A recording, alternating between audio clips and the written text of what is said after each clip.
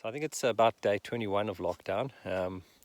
Nature hasn't stopped doing what nature does. Out in the Fynbos, and I just came across this beautiful Protea in full flower.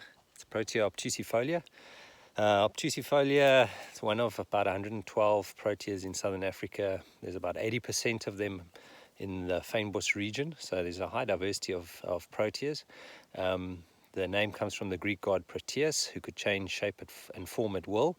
And if you think of the family Proteaceae, there's the pincushions, there's the little feather bushes, there's the ground pincushions, the big showy sugar bushes. So there's a whole variety of different, very, very morphologically different plants that are all in this group. But they're all characterized by having these, have a look at the flower here, at having these modified leaves. So what looks like a flower is in fact it's an inflorescence or flower head. It's made up of lots and lots of little flowers. So inside here, each one of these is an individual flower, and then on the outside there are these showy, they look like petals. What they are, and they in fact are modified leaves. So they're modified leaves. And what they do is they give the flower this beautiful bright red color. And why is it bright and red and up in the air? Is it's wanting to attract sugar birds. So the sugar birds, which are the main pollinators, not the only feeders, because there's lots of insects and even little sunbirds will visit these flowers and steal the nectar. But the sugar bird lands on the stem. It's able to clasp onto the stem with its strong talons, even in strong winds, stick its beak into the flower, and the beak goes into the flower to the bottom. The bottom of the flower, there is nectar, drinks the nectar, gets the pollen stuck on its head, and then flies to the next flower over there, so from one to another, and it does the pollinating. And then what happens is the seeds don't drop onto the ground, but the seeds stay on the plant.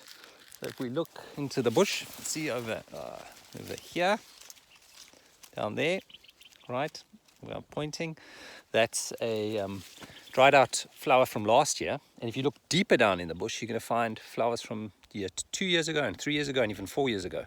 So what it's doing is it's keeping a store. It's like a canopy stored seed bank. We call it serotiny.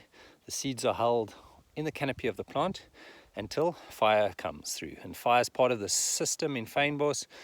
These plants are all adapted to fire. There's been fire for millions of years in the southwestern Cape. The fire burns through, it kills this bush, but immediately after the fire, within a few days, the seeds which have been kept in those dried out flower heads are released. I've cut open a flower head here. I don't know how easy it is to see, but at the base of the flower head here are all the seeds. So this is protected here by this woody dried out flower head. The seeds are protected in there from birds and rodents and predators, but after the fire, within a couple of days, this opens, it releases these seeds. So you get thousands and thousands of seeds shed into this perfect environment, because what's happened with fire is all the competition from the plants has been taken away. The rodents have been wiped out. The nutrients have been returned to the soil. Fires generally happen in summer, and then come winter, the rains arrive, the temperatures are cool, and the little seeds will all germinate and the plants grow back again. So the whole ecosystem is fire driven, and this is a really good example of a Fynbos species which is reliant on fire for its reproduction.